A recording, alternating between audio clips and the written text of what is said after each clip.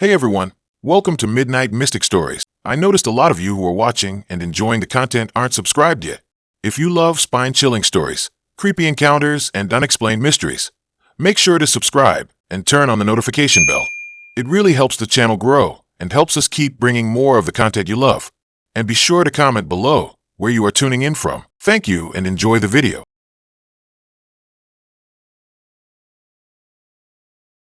I was sitting on my couch, one foot propped up on the coffee table, scrolling through the endless parade of faces that looked like they were trying too hard or not trying at all. The usual mix: gym selfies, sunset shots, people holding fish, people pretending they liked books they never read. Then I saw her. Her name was Elise. She wasn't smiling in any of the photos, but that made her more real somehow. One was her standing in front of a foggy lake, arms crossed, wearing a thick gray sweater. Another was her feeding a golden retriever from her hand, the dog's tail wagging like it had secrets to tell. The third was just her eyes, close up, like she was looking right at me. Not posing, just existing. No filters, no pout, no nonsense. I swiped right before I even realized I was doing it. Match. Within seconds. She messaged first. Not some dumb hey, or what's up, but a real sentence. You seem like the kind of guy who'd rather stay in than go out. I stared at the screen. That was weirdly accurate. I replied something about how I'd rather watch a movie than stand in line for one, and she came back with asterisk exactly. You get it. Asterisk, we talked for hours that night. Not small talk. Real talk. She asked about my job, my family, why I thought about dreams, like actual dreams when you sleep. She said she kept a journal of hers. Said some of them felt more real than waking up. I told her I never remembered mine, which she found fascinating. Said maybe I was blocking something. That's when I first felt it. A tiny flicker, like a light bulb turning on in a dark room. Not fear, not yet. Just curiosity, mixed with something heavier I couldn't name. We decided to meet. Not at a bar. Not a restaurant. She suggested a bookstore downtown. Said it was quiet, neutral. And if things went bad, we could just pretend we didn't know each other and vanish into the shelves. I liked that. It felt safe. Smart. The day of, I wore my black jacket, the one that makes me look like I at least tried. It was drizzling when I left the house. The kind of rain that isn't enough to call weather, but enough to make everything slick and reflective. The city looked different, muted, like someone had turned down the brightness on reality. I got to the bookstore 10 minutes early. It was called Page Turner, tucked between a dry cleaner and a closed-down pizzeria. The sign was old, the letters peeling. Inside, it smelled like paper and dust and something faintly sweet, like vanilla candles that had burned out years ago. The place was empty except for an old guy behind the counter, reading a thick novel with no cover. I walked through the aisles, pretending to browse, heart ticking up a little every time the bell above the door jingled. She walked in at exactly 7, wore a dark green coat, hair tucked under a beanie. The dog wasn't with her. She smiled when she saw me, but it wasn't big or forced. Just a small lift at the corner of her mouth, like she was confirming something she already knew. We sat at a little table in the back, near the philosophy section. She ordered tea from the tiny cafe in the corner. I got coffee, black. We talked about books we'd never finish. Movies that ruined their endings, the way some cities feel haunted even when nothing bad ever happened there. She said she grew up in a town where everyone knew everyone, but no one ever said what they really thought. Said silence was the loudest sound there. I told her I moved to the city to disappear, but found out you can't really disappear when you're always looking at your phone. Time slipped. The lights dimmed. The old guy behind the counter turned a sign on the door to closed, but didn't ask us to leave. It felt like the world outside had paused. Elise leaned in a little, voice low. She started talking about her dreams again. Said she'd been having the same one for weeks. In it, she's in a house she's never seen, walking down a long hallway. Every door is closed except one at the end. She knows she shouldn't go in, but she does. Inside, there's a mirror, but it doesn't show her. It shows someone else. A man. Young, tired eyes. Familiar in a way that makes her chest hurt. She says he looks at her like he's been waiting, like he knows her. I froze.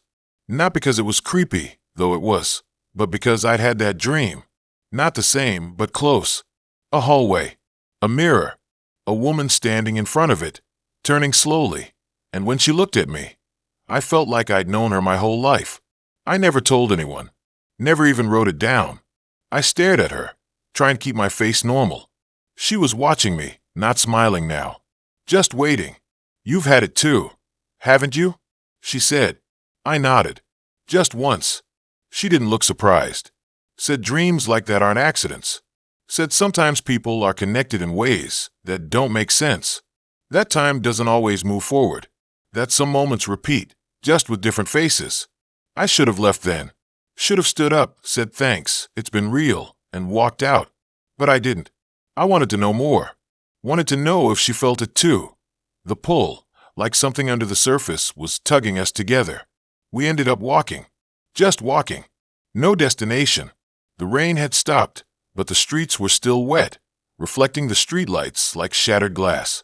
We crossed bridges, past closed shops, walked through a park where the trees bent low like they were listening. She talked about her childhood home. Said it had a basement no one ever went into. Her parents called it storage, but she knew it wasn't. Said she heard things down there. Not noises. Voices. Whispering her name when she was alone. She never told them. Just started sleeping with the light on. I told her about my uncle. He lived alone in a cabin outside the city. I used to visit when I was a kid.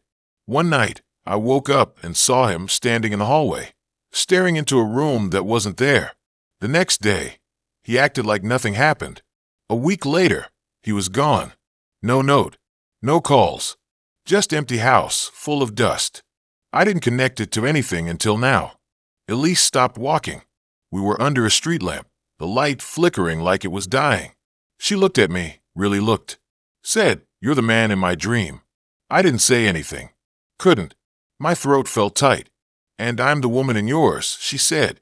We stood there for a long time. The air was cold, but I wasn't shivering. Felt numb. Like I was outside my body, watching this happen to someone else. She reached into her coat pocket and pulled out a small notebook. Handed it to me. I opened it. The pages were filled with handwriting. Hers, I assumed, except the last entry. That one was in my handwriting. Same slant, same loop on the G. Same way I dotted my I's. But I'd never seen it before. The date on top was tomorrow. It read, asterisk I found her. I remember now. It wasn't an accident. We weren't supposed to meet. We were supposed to stop it, asterisk. I looked up. She was gone. Not like she walked away. Gone. Like she was never there. The street was empty. The lamp above me buzzed once and went out. I ran. Didn't know where, just ran.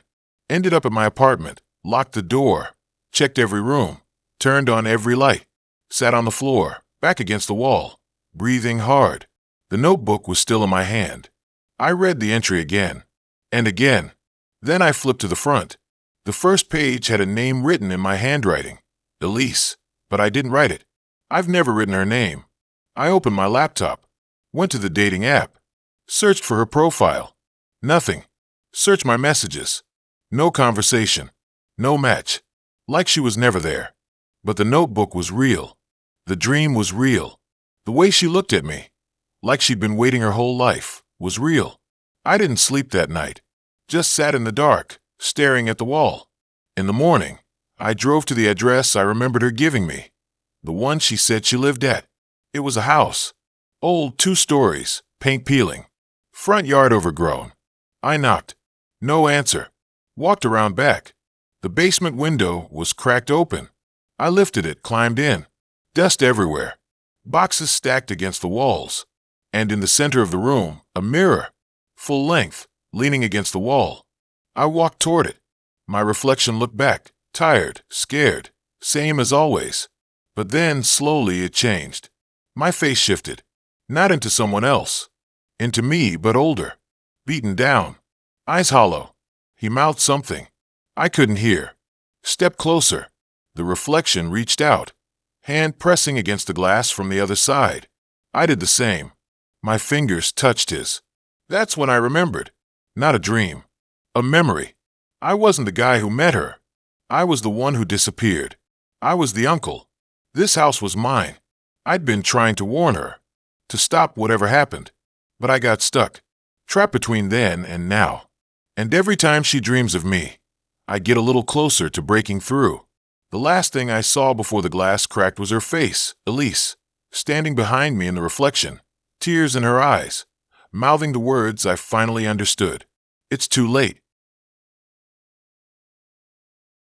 So I downloaded this app kind of on a whim, honestly.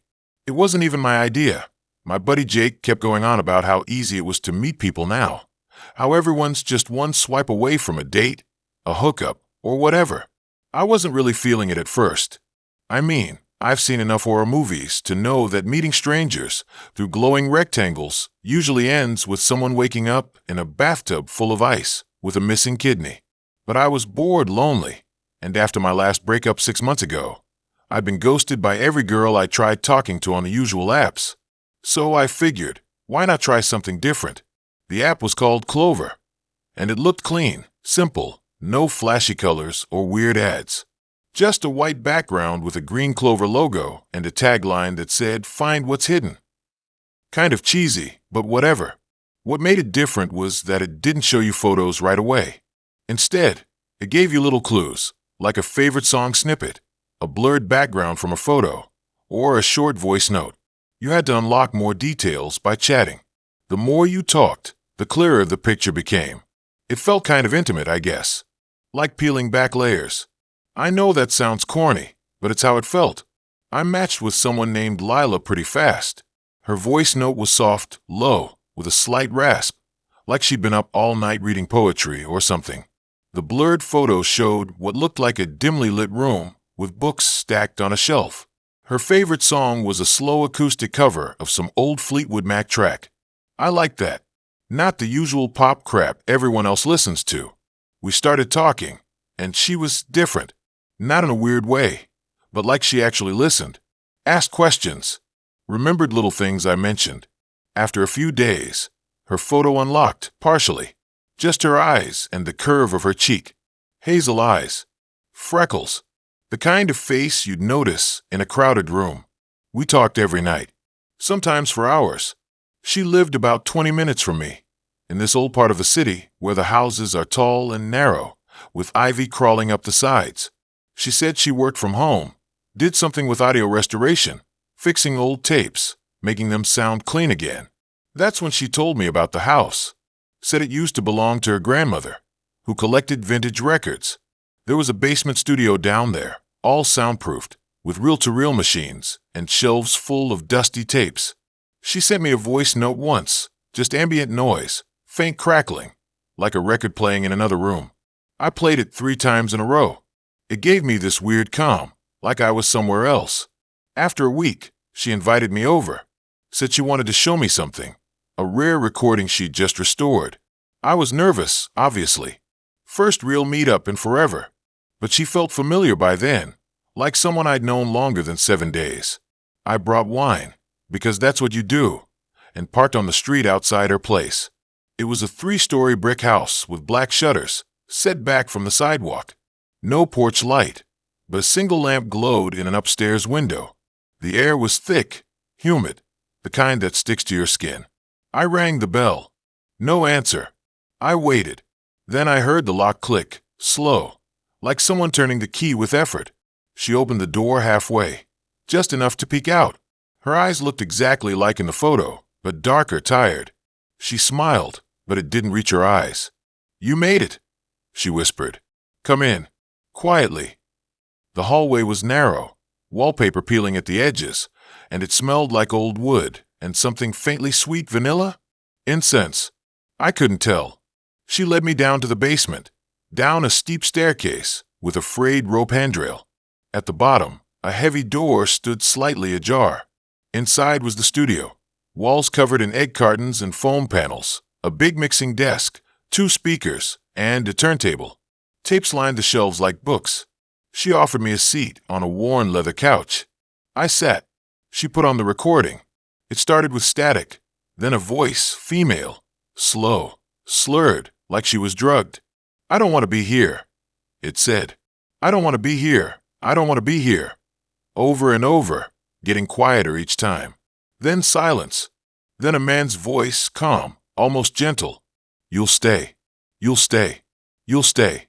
The loop repeated. I felt my chest tighten. What is this? I asked. She didn't answer, just stared at the speakers. I turned to her. Lila, you okay? She blinked slowly, like she was waking up. It's one of the tapes, she said. From the 60s. Supposedly recorded in this house. A woman was kept down here for months. No one knew. Her voice, it just started appearing on recordings my grandmother made years later. Like it leaked through time. I didn't know what to say. It sounded insane. But the way she said it, like it was just a fact, like talking about the weather, it made me believe her, at least a little. We sat in silence for a while. Then she leaned forward, elbows on her knees. I think it's still here, she said. Not her. Not him. But the feeling. Like the house remembers. I laughed, but came out shaky. You're messing with me, right? She didn't smile. Just looked at me. Sometimes, she said, I hear things. Whispers. When I'm alone. And when I talk to people through the app, it gets stronger. I stood up. Okay, this is getting weird. Like seriously weird. She didn't move. You don't have to go, she said. Not yet. I walked to the door. Tried the handle. It didn't budge. I turned the knob again. Locked. Lila unlocked the door. She stayed on the couch. It wasn't me, she said. I didn't lock it. I pulled out my phone. No signal. Of course. I turned to her. This isn't funny. Open the door. She looked at me, eyes wide now. I'm not keeping you here, she said. But I think it likes you. I laughed again, but this time it wasn't even close to real. My heart was hammering. I looked around the room for another exit, but there was only the one door, and a small vent near the ceiling, too small to crawl through. I banged on the door. Let me out. Nothing. Then, from the speakers, the recording started again. Same loop. I don't want to be here. I spun around. The turntable was spinning, but there was no record on it. Lila stood up slowly. It only plays when it wants to, she said. It chooses. I backed away from her, toward the corner. What the hell is going on? She didn't answer, just stared at the speakers, like she was listening to something I couldn't hear. Then she turned to me. You should have read the app's terms, she said. Section 4.2. Clover doesn't match people. It matches presences. It finds who's available, who's close, who's alone. I shook my head. That doesn't make sense. She took a step toward me. I've never met any of them in person, she said. I talk to them, get to know them, and then I bring them here. And it takes them, one by one. I don't want to, but I can't stop. It's in the house, in the wires, in the sound. I didn't believe her. Not really. But then I heard it faint under the loop, a new voice.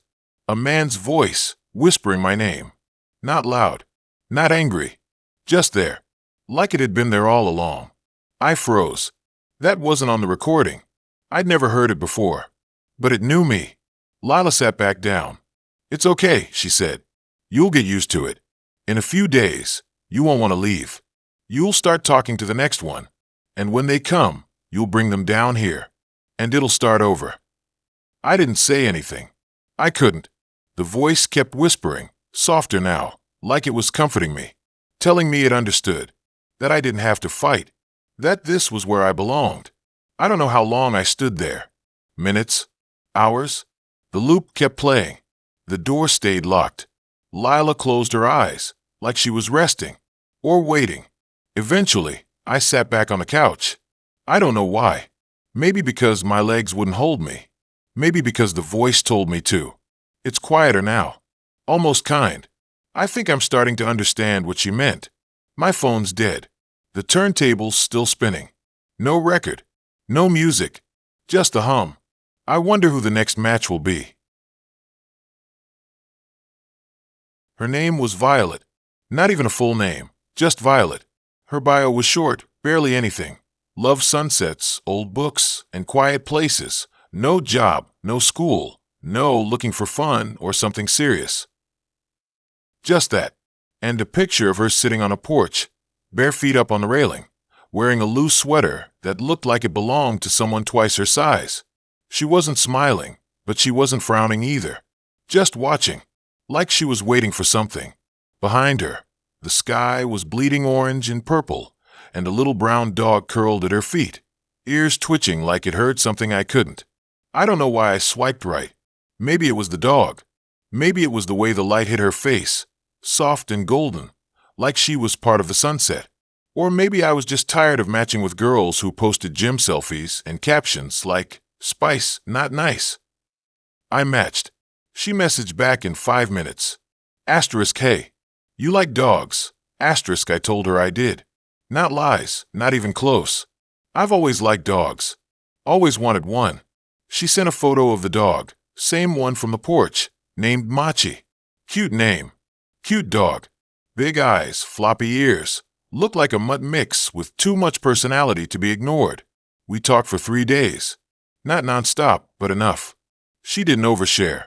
Didn't ask about my job or where I grew up. Just little things. What kind of books I liked. If I ever walked by the river at night. If I believed in déjà vu. Her messages felt slow. Like she was thinking hard before typing each one. Not robotic.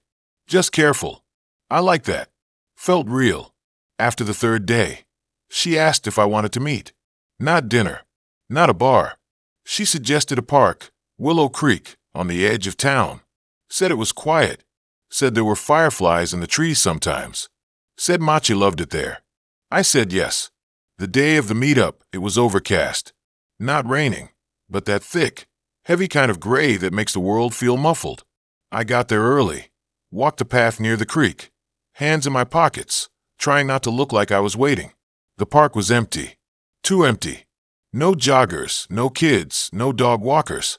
Just the sound of water moving slow and dark under the bridge. I checked my phone. No new messages. I sat on a bench, watched the trees sway. Then I saw her. She came from the East Trail, Machi trotting ahead, leash loose. She wore the same sweater from the photo. Hair down, messy in a way that looked intentional. No makeup, or at least none I could see. She smiled when she saw me. Not big. Just a small lift at the corner of her mouth. Machi sniffed my shoes, then sat like he'd known me forever. We walked. Didn't talk much at first. She pointed out things, bird nests in the trees, a patch of wildflowers growing through cracked pavement, a rusted bike half buried in leaves. Her voice was soft, almost too quiet, like she was afraid someone would overhear. I kept expecting her to ask me questions about my life, my job, my family, but she didn't. Instead, she told me about the park. Said it used to be a cemetery. Said they moved the bodies when they built the trails, but not all of them. Said sometimes people hear footsteps when no one's there. Said dogs won't go near the old well at the north end. I laughed. Nervous laugh. Not because I believed her. Just because the way she said it, calm, like it was normal, made my skin feel tight. We sat by the creek after a while. She pulled out a thermos, poured tea into 2 metal cups. Chamomile. Smelled sweet, a little earthy. I sipped it. Warm. Good. Machi curled up between us, eyes half closed. The sky got darker. No fireflies. Just shadows stretching longer across the path. Then she said, "You ever feel like someone's watching you when you're alone?" I froze. Not the question. The tone. Flat. Like she wasn't asking me. Like she was telling me. I said something dumb. Only when I leave the bathroom light on. She didn't laugh. Just looked at me. Slow blink. Like she was seeing past my face. "It's not always about fear," she said. "Sometimes it's just presence. Like someone's keeping you company, even when you don't want them to." I didn't know what to say, so I drank more tea. Felt it settle in my stomach, warm but heavy. She stood up suddenly. "Want to see something cool?" I followed. Machi stayed put, didn't even lift his head. She led me off the path, through thin trees, into a part of the park I'd never seen. Ground was soft, mossy. Air smelled wet, like damp paper. Then we reached it, a stone well, half covered in ivy, wooden cover rotting at the edges. She stopped a few feet away. "This is it," she said. "The old well." I looked in. Dark. Couldn't see the bottom. They say if you listen long enough, you can hear voices, she said. People who never left. I leaned closer. Nothing. Just silence. Then, maybe it was the wind. Maybe it was my ears adjusting. I thought I heard something. A whisper. Not words. Just breath. I stepped back. She was still watching me. You hear it? I shook my head. Wind. She smiled again. Same small one. Yeah. Maybe. We walked back in silence. Machi followed, tail low. When we got to the parking lot, she stopped. Thanks for coming, she said. I said it was nice. Asked if she wanted to do it again. She tilted her head. You felt it, didn't you? My throat went dry. Felt what? The pull. At the well. Like something wanted you to stay. I laughed. Real this time. Nervous. You're messing with me. She didn't answer. Just reached into her pocket. Pulled out a small key. Old. Rusty. Held it out. Take it, she said. What's it for? Nothing important. Just keep it. For luck. I took it. Cold in my palm. Felt heavier than it should. She turned, whistled for Machi. They walked away without looking back. I drove home. Key in my pocket, tea still in my stomach. Felt weird. Not sick. Just full. Like I'd eaten too much. I showered, put on sweatpants, tried to watch a show. Couldn't focus. Kept thinking about the well. The way she looked at me. The way Machi didn't bark once. Around midnight, I got up to pee. Walked past the bathroom, kept going. Ended up in the kitchen. Opened the fridge. Didn't want anything. Closed it. Then I was at the front door. Hand on the knob. Didn't remember walking there. I looked out the peephole. Nothing. But I knew someone was there. Not outside. Inside. I turned around. Empty hallway. Living room dark. I checked my phone. No messages. No missed calls. Then I saw the key. On the counter. I didn't remember putting it there. I picked it up. Still cold. I turned it over. On one side, faint engraving. Wore down, but I could make it out. Willow Creek Well. Keep the door open. I dropped it. Heart slamming. I didn't sleep that night. Sat on the couch, lights on, TV loud. Watched stupid cooking shows until the sun came up. Next day, I tried to forget it. Went to work. Talked to co-workers. Acted normal. But every time I passed a window, I checked. Every time my phone buzzed, I jumped. That night, same thing. Got up. Walked to the door. Looked out. Nothing. But I felt it. Stronger. Like something was pressing against the other side. I found the key in my jacket pocket. Again. Took it to the park the next morning. Bright sun. Kids playing. Dogs barking. Normal. I walked to the well. Threw the key in. Watched it vanish into black. Felt better. Lighter. But that night, I woke up to the sound of scratching. Soft. At the door. I got up. Looked out. No one. But on the floor, just inside the threshold, muddy paw prints. Leading in. I followed them. To my bedroom. Stopped at the foot of the bed. Machi sat there. Tail curled around his paws. Eyes locked on me. I didn't scream. Couldn't. Just stared. He didn't move. Didn't growl. Just waited. Then I saw it. On my nightstand. The thermos. Same one from the park. I picked it up. Cold. Opened it. Inside, dark liquid. Not tea. I didn't pour it out. Didn't throw it away. I sat on the bed. Next to Machi. He rested his head on my leg. And for the first time since I met her, I didn't feel alone. I feel her now. When the lights are off. When the house is quiet. Not scary. Not sad. Just there. Like she never left. Like she never planned to. And every morning, when I wake up, the thermos is empty. But the key is back in my pocket. And Machi is still here. Waiting.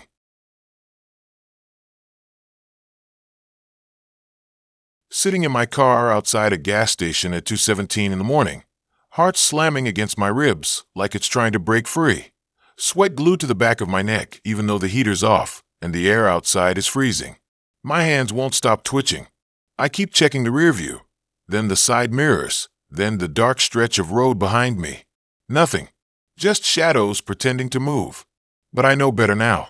It started like every other dumb thing I've done since moving to this town. Bored, lonely, scrolling through that stupid dating app while eating cold pizza on my couch. Her profile stood out. Not because she was the prettiest, though she was, in a quiet, kind of mysterious way, but because she seemed normal. No cheesy quotes, no mirror selfies, just photos of her hiking, reading, laughing with a dog I didn't recognize. Her name was Lena. Bio said she liked indie movies, black coffee, and rainy days. I swiped right. Match. We started talking. Nothing wild. Just easy back and forth. Jokes that landed. No awkward silences. After a week, she suggested meeting up. I said sure. Big mistake. We agreed to meet at that little coffee shop near the Riverwalk. I got there early, nervous. Ordered a drink. I didn't want just to look busy. She walked in 10 minutes late, wearing a gray hoodie and jeans, hair half up, eyes scanning the room until they landed on me. She smiled. Not the wide, practiced kind, the small one, like she was letting me in on a secret. I liked her instantly. We talked for hours. She had this way of listening like every word mattered. By the time we left, I was already texting her the next day. A few dates followed. A movie. A walk through the park. Dinner at a Thai place she loved. Everything felt right. Too right, maybe. But I ignored the little voice in my head that kept whispering, "No one's this perfect." She never pushed for more. Never got clingy. Never even kissed me. Just existed beside me, calm, grounded, like she knew something I didn't. Then came the night everything tilted. She invited me over. Said she had a bottle of wine and wanted to watch that old horror movie I mentioned liking. I said yes before I even thought about it. Her place was in one of those older apartment buildings near the university. 3 stories, brick, ivy crawling up the side like fingers. Her unit was on the 2nd floor, corner spot. Quiet, darker than the others.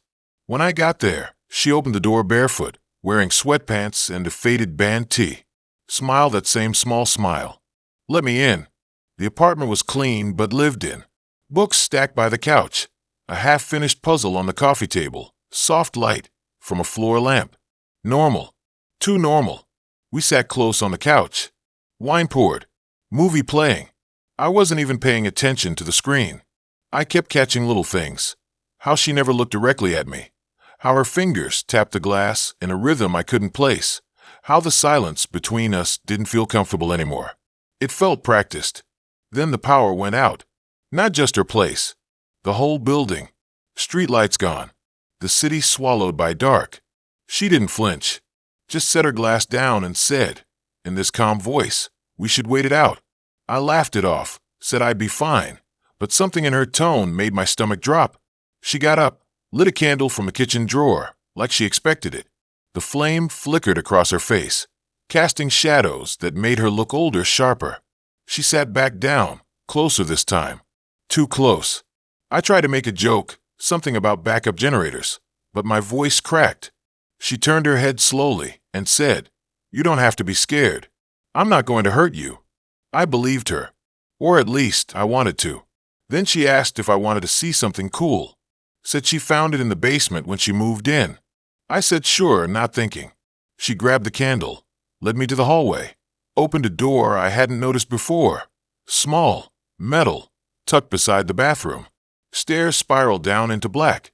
I hesitated, but she was already halfway down, calling my name like it was nothing. So I followed. The basement was cold.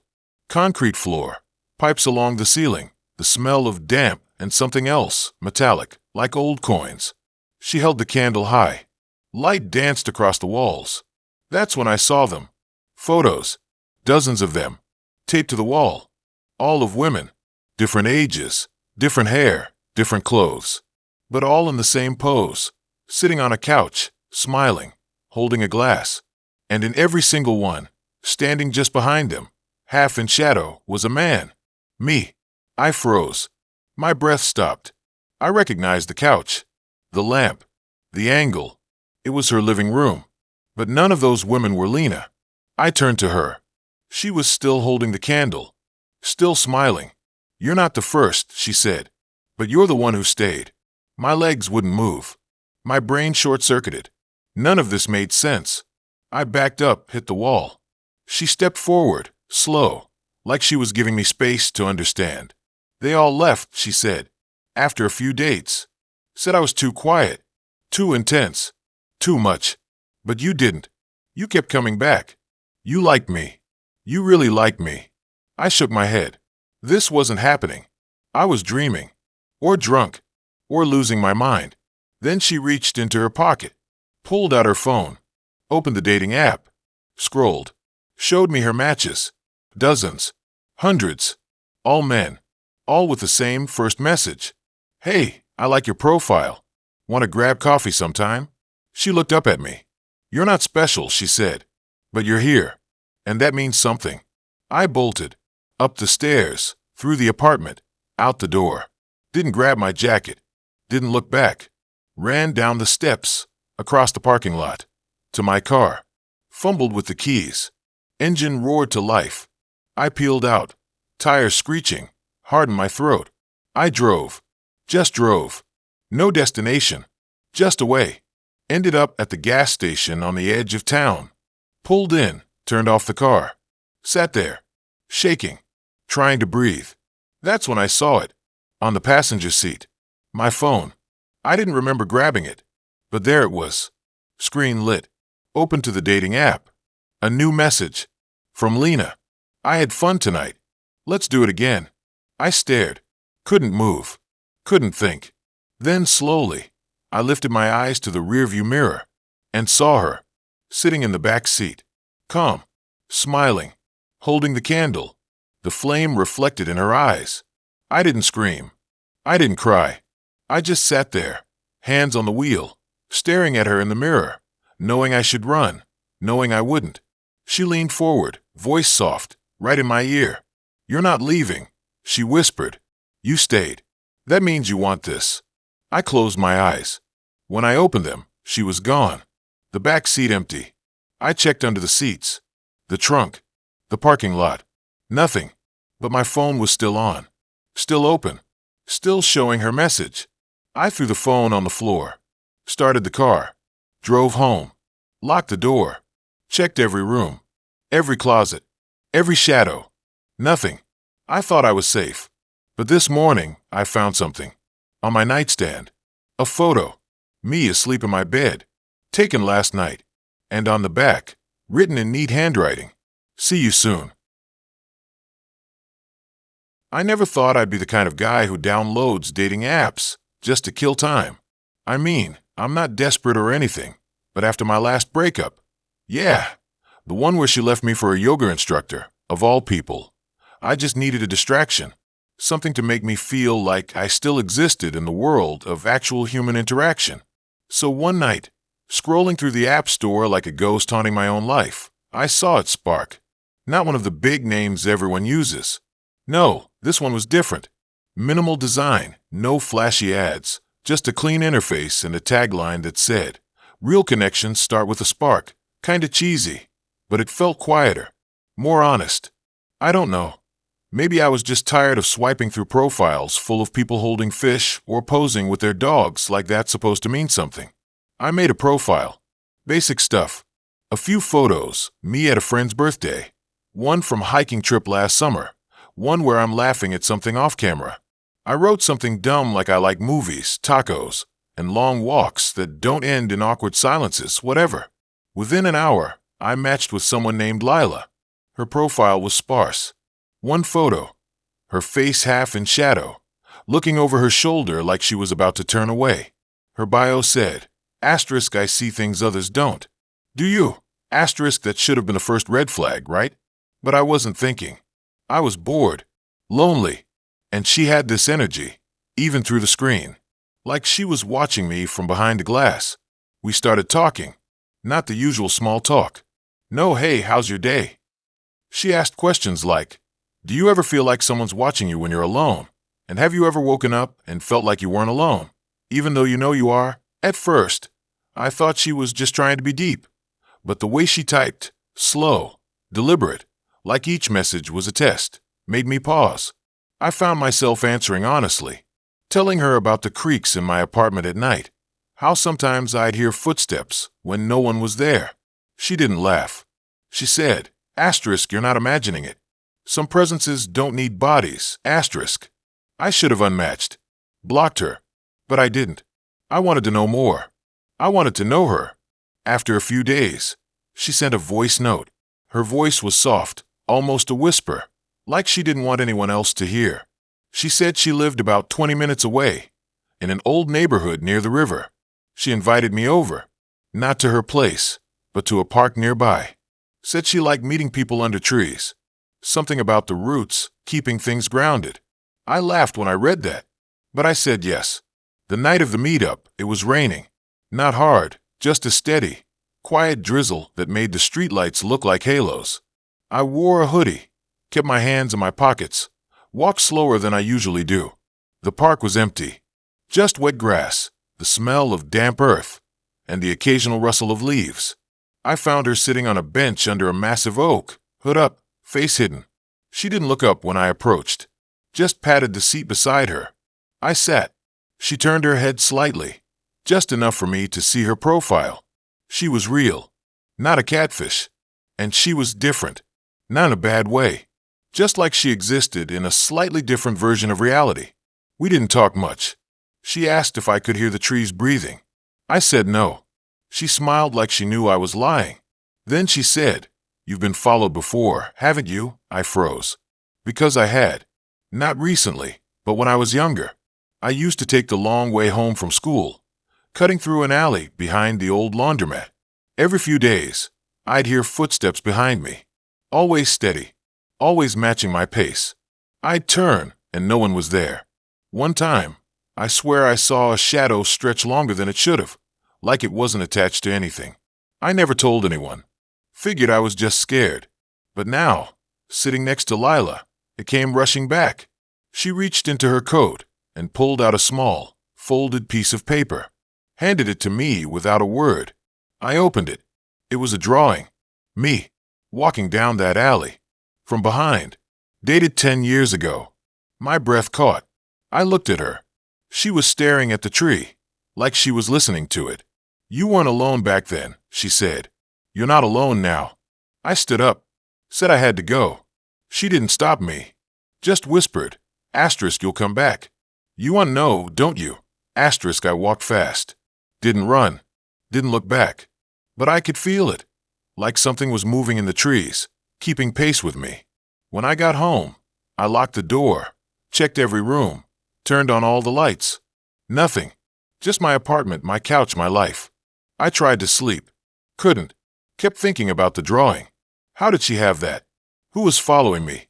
The next day, I opened the app. Lila was online. I messaged her. "How did you get that drawing?" She replied instantly. Asterisk, I didn't draw it. It was already here. Just like the others. Asterisk, I asked what she meant. She sent a photo. Another drawing. This time, it was me, asleep in my bed. Taken from the corner of my room. Date last night. I threw my phone across the room. Sat on the floor. Heart slamming against my ribs. Checked the corners again. Nothing. But the feeling, like I was being studied, measured, wouldn't go away. I didn't sleep that night. Stayed up, lights on, phone in hand. Scrolled through her profile again. Nothing had changed. Same photo, same bio. But then I noticed something. In the background of her picture, behind her shoulder, there was a reflection. In a window. It was my alley. The one from the drawing. Same graffiti on the wall. Same broken streetlight. How? That alley doesn't even have windows facing it. I started digging. Looked up the app Spark. No website. No company info. Just a download link and a privacy policy full of weird language about consent of presence and shared space agreements. I uninstalled it. Deleted my account. Thought that'd be the end of it. It wasn't. 3 nights later, I woke up to the sound of tapping. On my window. Rain again. But this time, it wasn't the wind. It was rhythmic. 3 taps. Pause. 3 taps. I got up, pulled the curtain back. Nothing. Just the fire escape, slick with rain. I turned to go back to bed, and saw it. A handprint on the glass. From the outside. Small. Too small to be mine. And next to it, drawn in condensation, was a smiley face. The same one from my childhood. The one I used to draw on my notebooks. I didn't call the police. What would I say? That a girl from a dating app sent me drawings of things that never happened?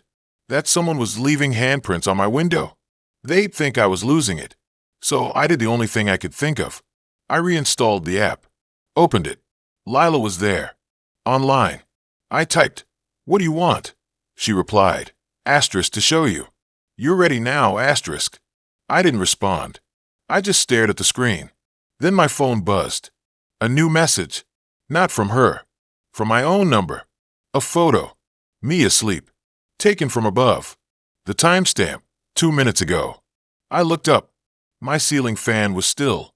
But the hook in the ceiling, the one where the old chandelier used to be, was swinging slightly. Like something had just let go. I packed a bag. Left the apartment. Checked into a motel on the edge of town. No name. Paid in cash. Turned off my phone. Stayed there for 2 days. Slept with a knife under the pillow. On the third night, I turned my phone back on. Dozens of messages from Lila. The last one was a location pin. It was the park. The same bench. I went. Not because I wanted to, but because I knew she'd keep coming. And I needed it to end. She was there. Same spot. Same posture.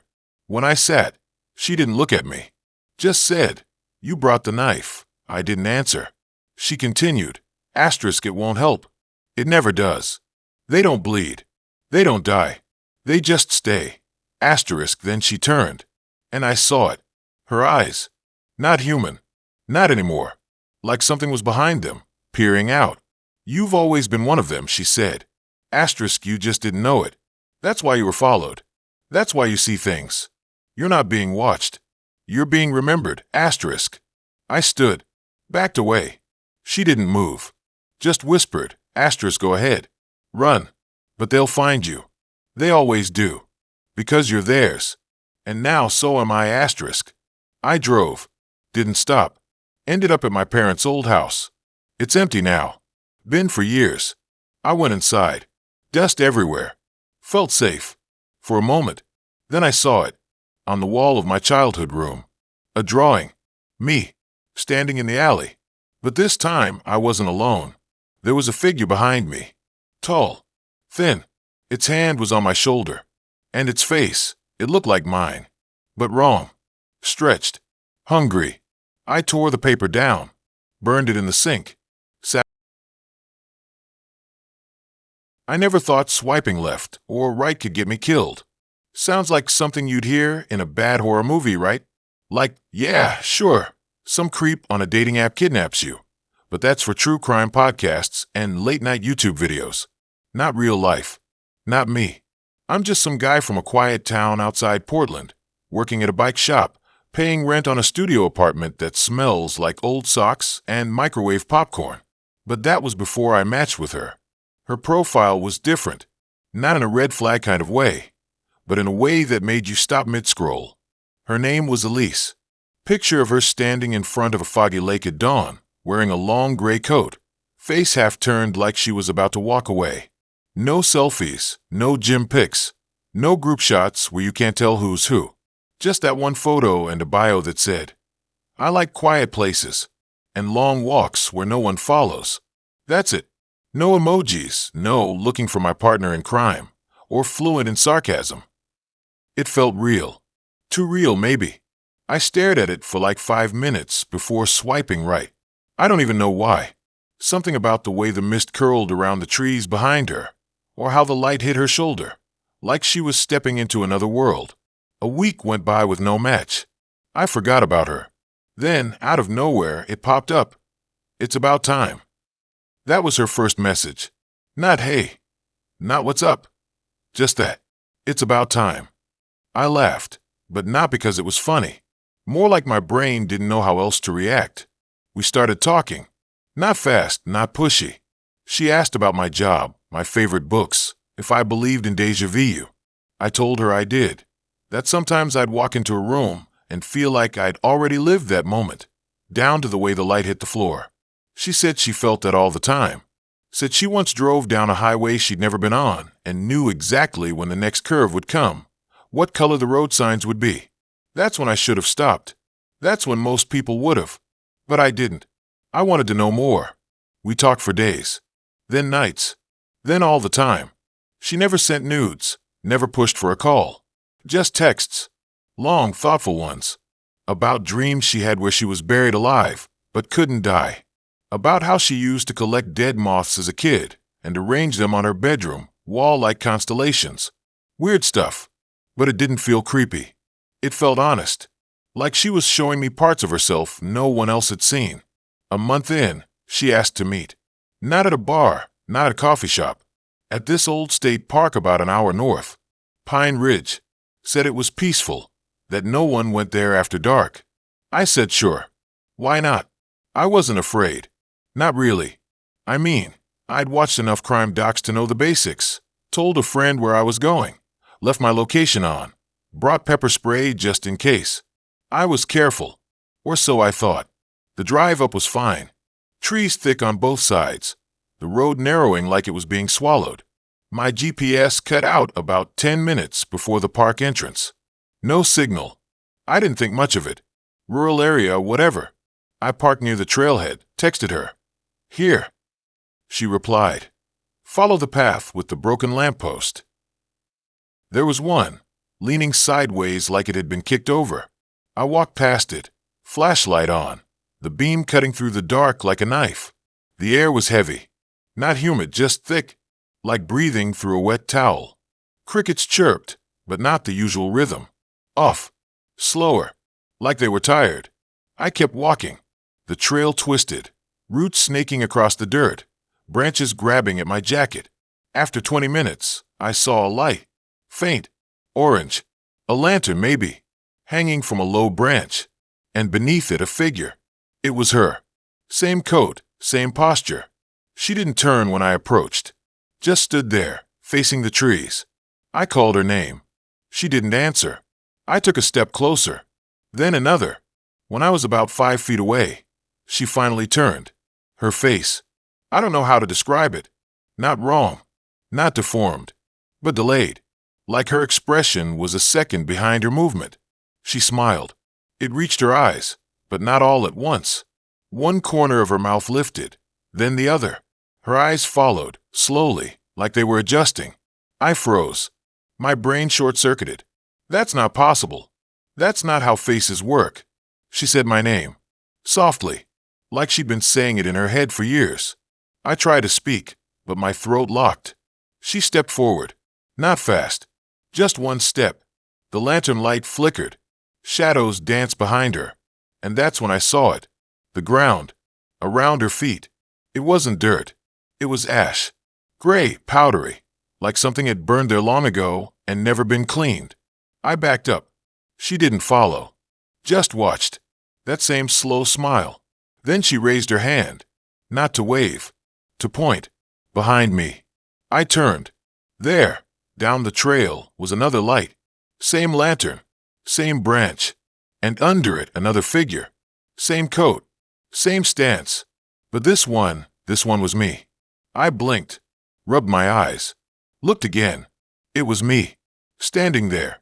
Facing away. I turned back to Elise. She was gone. The lantern was still there, swinging slightly, but no one beneath it. I looked back at the figure. It hadn't moved. My heart was slamming. I took a step toward it. Then another. When I got close, I reached out. My hand passed through its shoulder like smoke. I stumbled back. It turned. It was me. Exactly me. Same jacket, same haircut. Same scar above my eyebrow from falling off my bike when I was 12. But its eyes, they were blank. Not white, not black. Empty. Like someone had scooped them out and forgotten to fill them back in. It opened its mouth. No sound. But I heard words anyway. In my head. You've been here before. I ran. Didn't think. Just turned and sprinted down the trail. Flashlight bouncing. Breath ragged. Branches whipped my face. Roots tried to trip me. I didn't care. I just needed out. After what felt like hours, I saw the car. I fumbled with the keys, got in, locked the doors, started the engine. I peeled out, tires spitting gravel. I didn't stop driving until I was back in the city. Pulled into a gas station, hands shaking. I looked in the rearview. My face was pale, sweaty, normal. I took a deep breath. It was just stress, a hallucination, sleep deprivation. Something had to be. I opened my phone. No signal. Again. Weird. I pulled into my apartment complex, parked, grabbed my bag, took the stairs up to my floor. When I got to my door, I stopped. There was a note taped to it. In my handwriting, it said, "You left the burner on. Turn it off." I didn't have a gas stove. I had electric. I unlocked the door slowly, flipped the light. The apartment looked the same. Jacket on the hook, shoes by the door. But the air, it was thick again, like in the woods.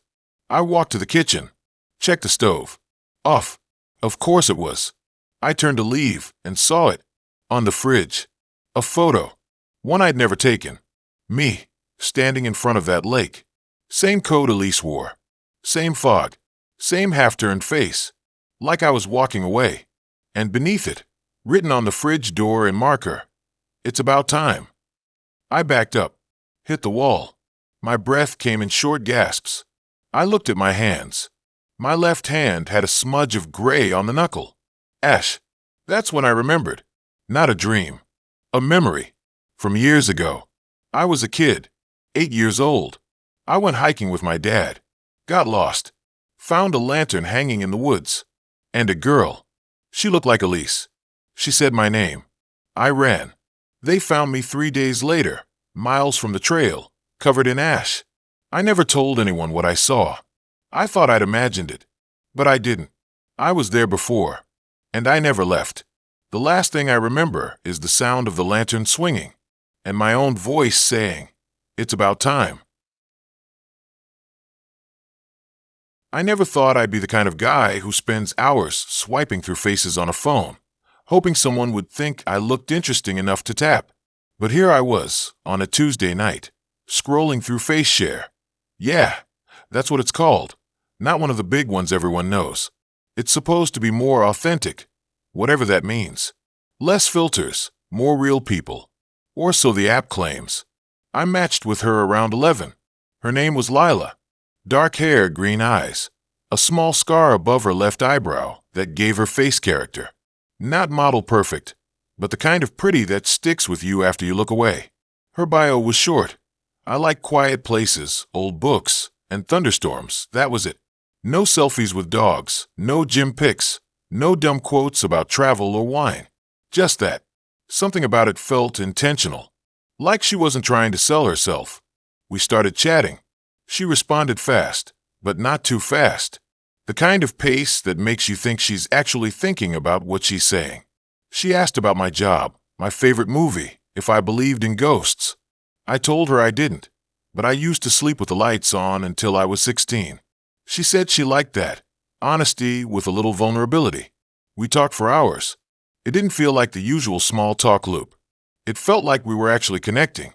3 days later, she suggested we meet.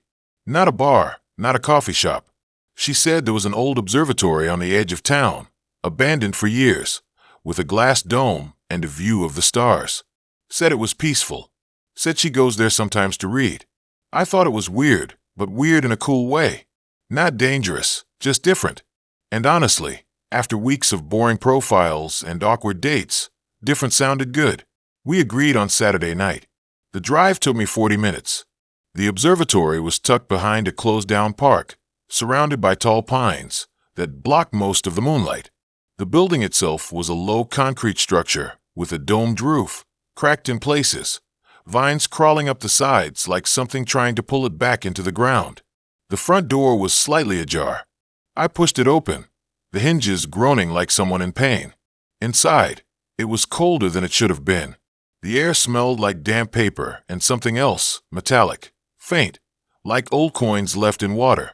The main room had a circular railing around a sunken area where a telescope used to be. Above, the dome was shattered in one corner, letting in a sliver of starlight that cut across the floor like a blade. Lila wasn't there. I checked my phone. No messages.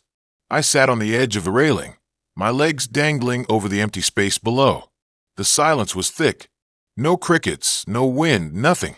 Just my breath and the occasional drip of water from the ceiling. I started wondering if she ghosted me. Maybe this was all a prank. Or maybe I'd imagined the whole thing. Then I heard it. A soft thud from upstairs. I stood up, heart kicking. "Lila!" I called out. My voice echoed, too loud in the emptiness. No answer. I took the stairs slow, each step creaking under my weight. The second floor was a narrow hallway with 2 doors.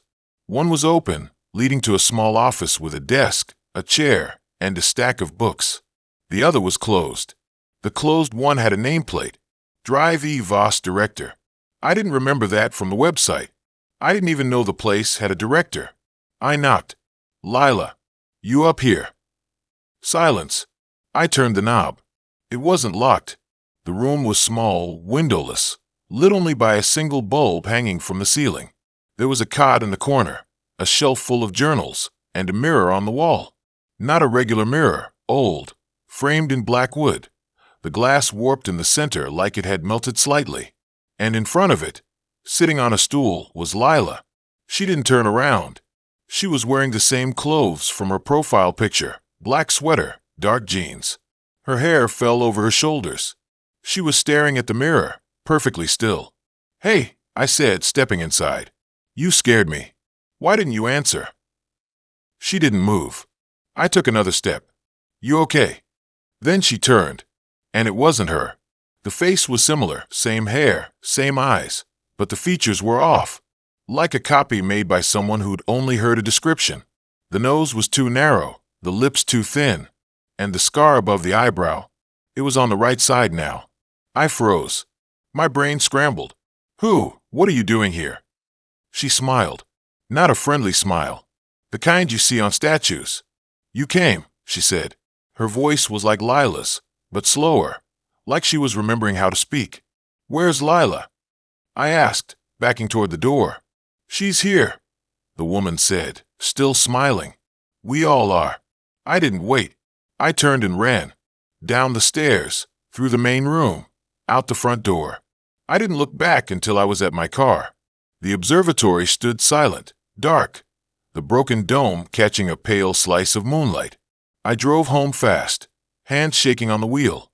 I called the police the next day. They checked the place. Found nothing. No signs of forced entry. No evidence anyone had been living there. No records of a Dr. Voss. No Lila in the system. I deleted the app. But that night, I woke up to my phone buzzing. A notification. "You have a new message from Lila." I didn't open it. I powered the phone off, threw it across the room, sat on the edge of my bed, breathing hard. It didn't matter. The next morning, it was back on. Screen lit up, same message. I clicked it. There was no text. Just a photo. Me, sleeping, taken from inside my room. I checked the timestamp. 1:17 a.m. I don't remember closing my eyes. I spent the next few days paranoid. I unplugged the router, kept the lights on, slept with a knife under my pillow. I told myself it was a prank, a hacker, something explainable. But deep down, I knew it wasn't. Then, a week later, I got another message. "You left before we finished." Attached was a video. It showed the observatory, the same room, the mirror, and me, standing in front of it, staring. But I'd never been filmed there. I watched it again, and then I saw it. In the reflection, behind me, in the mirror, someone was standing in the doorway. Same black sweater, same dark hair. But when the figure turned slightly, I saw the face. It was mine, not my reflection, not a trick of the light. It was me, but wrong, like the woman in the room, like a copy. I deleted the video, uninstalled the app again, changed my number, avoided going out at night. But last night, I walked past a store window, and I saw it, my reflection. For just a second, it didn't move when I did. It stayed still, smiling. And then it caught up. I haven't slept since. I keep checking mirrors, windows, phone screens, because I don't know when it'll stop copying, or when it'll decide it doesn't need me anymore. I never thought swiping right on a random profile at 2 in the morning would lead me to question whether I was still in control of my own mind. It started like any other night, bored, scrolling through the same faces, same bios, same tired jokes about hiking and coffee. Then I saw him. His name was Jordan. Clean cut, dark hair, a little scruff, smiling like he actually meant it. His bio was short, asterisk, just moved here. Looking for someone real. Asterisk, something about that line felt different. Not trying too hard, not pretending to be mysterious. Just honest. I swiped right. Match. We started talking, and within an hour, it felt like we'd known each other for months. He asked about my job, my favorite movies, the last time I laughed so hard I cried. He remembered little things, like how I mentioned I hated cilantro, or that I once got lost in a corn maze at a county fair when I was 12. It was weird how much he picked up on, but in a good way, like he was really listening. We decided to meet at this little coffee shop downtown, the kind with mismatched chairs and a chalkboard menu that changes every week. I showed up 10 minutes early, wearing my black hoodie and jeans, the ones that make me feel like I don't stand out too much. Jordan was already there, sitting by the window, sipping something from a chipped ceramic mug. He looked exactly like his pictures, maybe even better. He smiled when he saw me, stood up, pulled my chair out like it was some old-school date from a movie. That's when I first noticed it, the smell. Not bad, just off. Like damp wood and something sweet underneath, like overripe fruit. I brushed it off, chalked it up to the coffee or the candles burning on the tables. We talked for hours. About books, about stupid conspiracy theories, about that weird phase in high school when I thought I wanted to be a marine biologist. He laughed at all the right moments, leaned in when I spoke, made eye contact like he actually cared. It felt too good to be true. And maybe that should have been my first red flag, but I was too caught up in the feeling of finally meeting someone who didn't seem like they were just waiting for an excuse to leave. When we said goodbye, he hugged me. Not one of those awkward side hugs, but a real one, arms tight, head resting on my shoulder for a second longer than necessary. And again, that smell. Stronger this time. I didn't say anything. Didn't want to seem rude. But as I walked home, I kept thinking about it. It wasn't just the scent. It was the way he looked at me when I wasn't talking. Like he was studying me. Like he already knew what I was going to say before I said it. We started texting every day. Sometimes 10 times in an hour. Sometimes long paragraphs about nothing important. He told me about his apartment. How it was small, but quiet, on the 3rd floor of an old building near the river. He said he liked the view of the water at night. How the streetlights made it look like shattered glass. I told him I'd love to see it. He said anytime. A week later, I went over. The building was older than I expected, the kind with carpet that smells like dust and forgotten things. The elevator didn't work, so we climbed 3 flights of stairs. His door was at the end of the hall, slightly ajar. He said he left it open because it gets stuffy inside. When I stepped in, the smell hit me again, stronger, thicker. Not just dampwood now. Something else. Metallic, almost. Like old pennies or wet concrete after rain. The apartment was strange. Neat but not lived in. No photos on the walls. No shoes by the door. No dishes in the sink. It felt staged. Like a model home. He offered me tea. Disappeared into the kitchen. I wandered into the living room. Glanced at the bookshelf. All the books were facing backward. I turned one around, blank pages. All of them. My stomach dropped. I told myself it was a joke, some kind of art thing, but my skin felt tight, like it didn't belong to me anymore. Jordan came back with 2 mugs. He didn't ask if I wanted sugar or milk, just handed me one. I took a sip. Too sweet, too thick. I set it down on the coffee table. That's when I saw it, the photo, tucked between the couch and the armrest. A Polaroid. Me, sitting on my couch, wearing the same hoodie I had on that night. Date scribbled in the corner, last Tuesday, the day before we even met. My breath stopped. I looked up. Jordan was watching me, calm, sipping his tea like nothing was wrong. I asked him where he got it. He just smiled and said, "You left it here," but I hadn't. I'd never been here before. I told him that. He nodded slowly, like he expected me to say it. Then he said, "You always say that." That's when the lights flickered. Just once. But in that split second, I saw it, the walls. Not paint, not wallpaper. Skin, pale, stitched in places, veins pulsing under the surface. The bookshelf wasn't wood. It was bone. The coffee table, smooth, polished, too symmetrical. Not wood. Skull. I stood up fast, chair scraping. Told him I had to go. He didn't move. Just kept drinking his tea. I walked to the door, hands shaking. Tried the knob. Locked. I turned around. Jordan was still in his seat, but now he was facing the window. The river wasn't water anymore. It was black. Still. Reflecting nothing. I backed up, hit the wall. It was warm. Breathing. He said, "You don't remember, do you?" I didn't answer. Couldn't. "You came here first," he said. Asterisk, you found the place. Said it was perfect.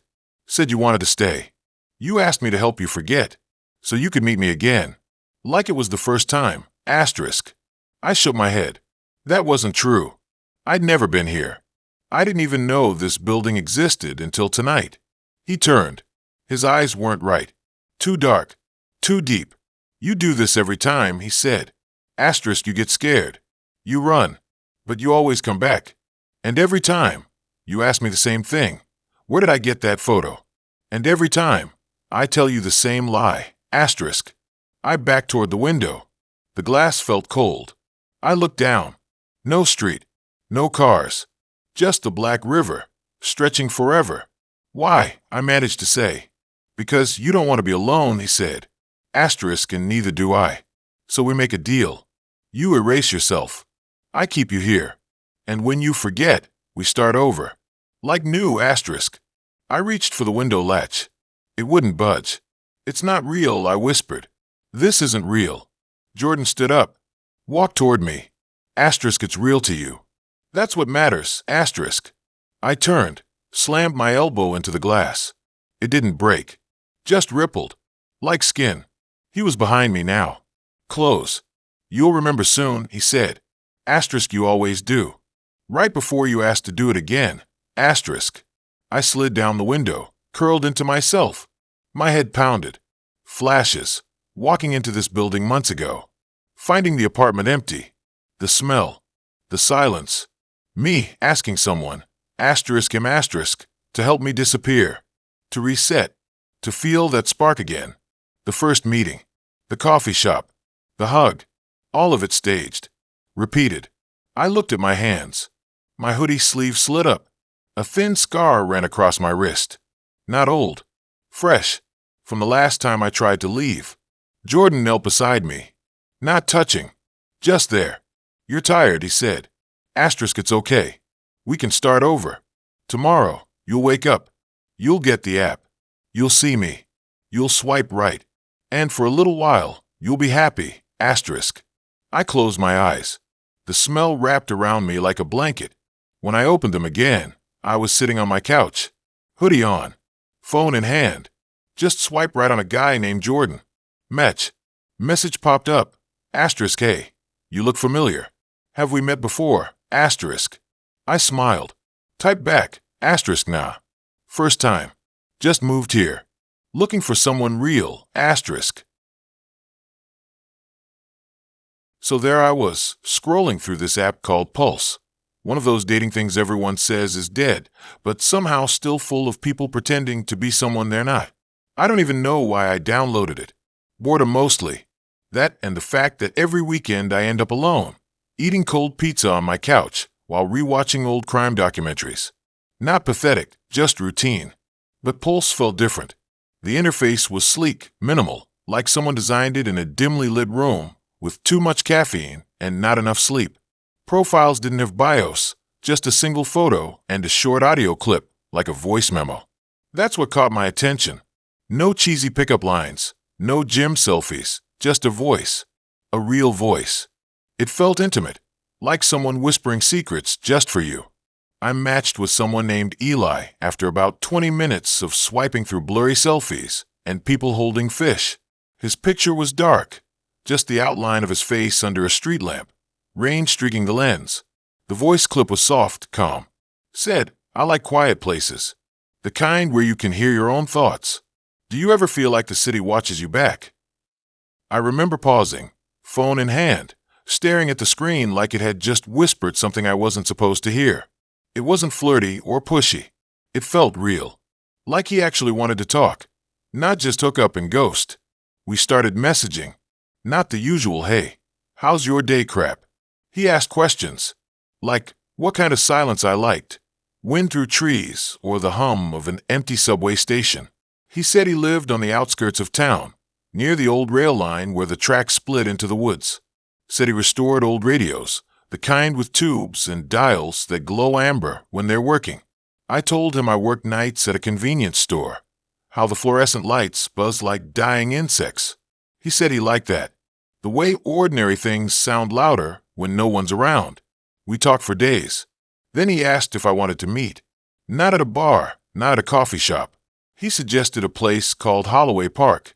Said it was abandoned, used to be a picnic area, but got shut down after a kid went missing in the 80s.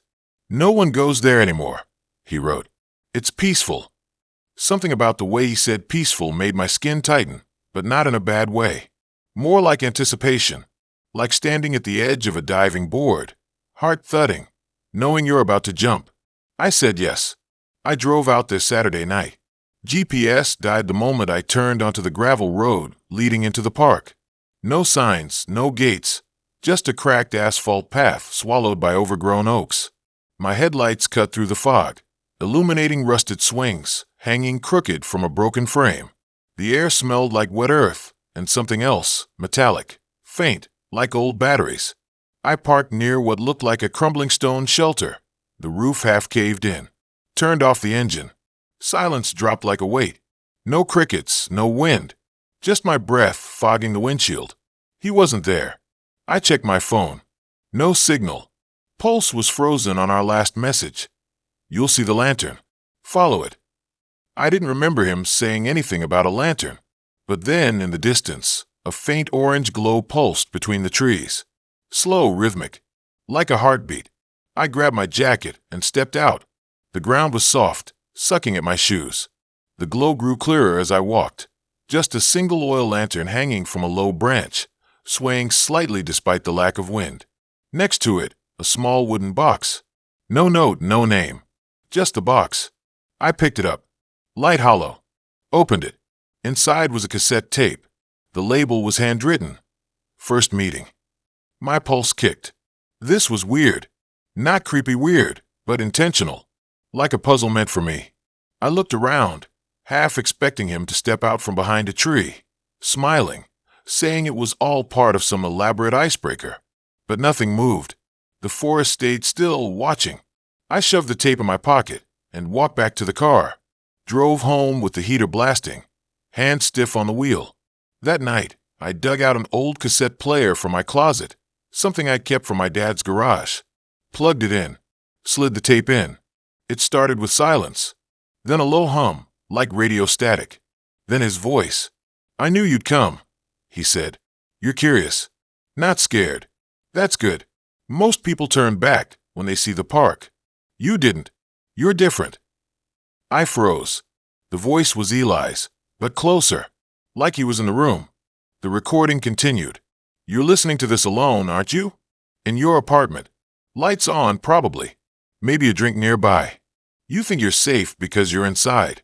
But safety is just a story we tell ourselves. The real world doesn't care about locks or light switches. I unplugged the player, threw it across the room. Hard hammering. How did he know where I was? What I was doing? I checked pulse. His profile was gone. No trace. Just an empty space where he used to be. I didn't sleep that night. The next day, I tried to forget it. Went to work, stocked shelves, nodded at customers. But every time the store lights flickered, I thought of that hum, that voice, that lantern. By midnight, I gave in. Put the tape back in. This time, the recording started differently. You're wondering if I'm dangerous, he said. But danger isn't a person. It's a place. A feeling. You felt it in the park. You feel it now. That pressure behind your eyes. The way your chest tightens when you're alone. I don't cause that. I just notice it. Like a doctor noticing a fever. He paused. The tape hissed. I've been watching you longer than you think. Not in person. Through the app. Pulse learns. It listens. It remembers how long you stare at certain profiles, how your heartbeat changes when you hear certain voices. It knows you've never felt seen. Not really. But I do. I stood up, walked to the window. My reflection looked pale, hollow. Behind me, the tape kept playing. You don't believe me. But check your phone. Open Pulse. Look at your matches. I did. The app had updated. New matches. Dozens of them. All with the same photo of me. My face, taken from old social media posts, stitched into different backgrounds. One showed me standing in the park. Another, sitting on my couch. One sleeping in my bed. My breath caught. The recording went on. You think I'm the one doing this. But I'm not. Pulse chose you. I'm just the one who answered. It wanted someone who could hear the silence. Someone who wouldn't run. You're not special because you came to the park. You're special because you stayed. I deleted the app. Threw the phone in a drawer. Unplugged the cassette player. Sat in the dark for hours. But the next morning, the tape was back on the player. Rewound. Waiting. I didn't play it. Instead, I drove back to the park. Needed to see it in daylight. Needed proof it was real. The gravel road was worse. Deep ruts. Branches clawing at the sides of my car. The shelter was still there, but the lantern was gone. The box too. Just damp moss and broken concrete. Then I saw it. Buried under leaves, a small metal box. Not wood. This one was sealed, rusted at the edges. I pried it open. Inside, another cassette. No label this time. I took it home. Didn't play it. Not yet. Put it on my desk. Stared at it. That night, I dreamed about the park. But I wasn't alone. Dozens of people stood among the trees, all facing the shelter. Silent. Still. Holding lanterns. And in the center, a figure, tall, hooded, raising a hand toward me. I woke up sweating. The cassette was gone from my desk. I found it in the player. Already playing. His voice. Calm as ever. You came back. I knew you would. You want to understand. But understanding isn't the same as escaping. Pulse doesn't let go. It feeds on attention. On fear. On the quiet moments when you realize you're being watched. The hum grew louder. Not from the speakers. From the walls. From the floor. Like the whole apartment was vibrating. I'm not your enemy, the tape said. I'm a warning. But you're too far now. They're already listening. They'll keep sending tapes. Keep finding ways in. You can't delete it. You can't run. The lights flickered. The hum deepened. My phone buzzed in the drawer. I pulled it out. Pulse was back. Installed. No record of deletion. A notification popped up. New match. Photo me. In my bedroom. Taken last night. Voice clip. You're not alone. I sat there, staring at the screen. The hum still crawling through the walls. Outside, the streetlights blinked once. Then went dark. One by one, down the block. The cassette kept playing, but I couldn't hear the words anymore. Just the hum. Just the silence between them. And the certainty that I'd never be alone again. So I downloaded Tinder again after like 6 months, because my friends kept saying I needed to get out more, that I was spending too much time alone in my apartment, rewatching the same shows, eating cereal for dinner like some sad cliché. I wasn't even really looking for anything serious, just maybe someone to grab a drink with, someone who didn't already know all my dumb jokes or how I take my coffee. I swiped right on a few people, deleted the app, then reinstalled it later that night because boredom hits different at 2 a.m. That's when I saw him. His name was Daniel. His profile was simple, 3 pictures, no bios, no stupid quotes about travel or tacos. One photo was him standing in front of a forest, wearing a gray hoodie, arms crossed, looking off to the side like he didn't want to be there. The second was him holding a coffee cup, smiling slightly, eyes tired but warm. The third was just his hand resting on a windowsill, sunlight cutting across the skin, veins faintly visible.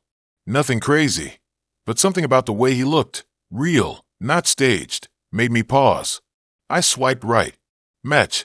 We started chatting the next morning. He didn't bombard me with messages, didn't say, "Hey, beautiful," or any of that cringe stuff. Just a simple morning with a smiley face. I replied. We talked about music, books, how much we both hated small talk. He mentioned he lived about 20 minutes outside the city, near the edge of the woods. In this old house his parents left him. Said it was quiet, too quiet sometimes, but he liked it. Said the internet was spotty, so he wasn't always online.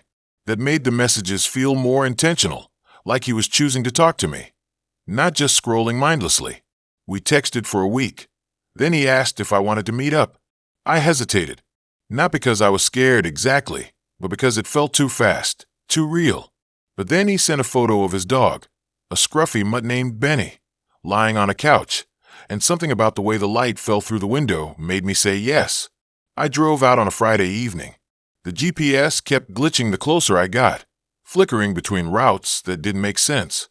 The roads got narrower, the trees thicker, until I was pretty sure I was lost. My phone had one bar. I was about to turn around when I saw a mailbox with a name Carter on it, half buried in overgrown ivy. That was his last name. I pulled in, tires crunching on gravel, and parked behind a beat-up pickup truck. The house was a two-story thing, paint peeling, windows dark. The front porch sagged in the middle, and the screen door hung crooked. It looked like the kind of place that had stories, the kind you don't ask about. He came out before I could knock. Same hoodie from the photo, hands in his pockets, hair a little longer than in the pictures. He smiled, not big, just enough. "You made it," he said.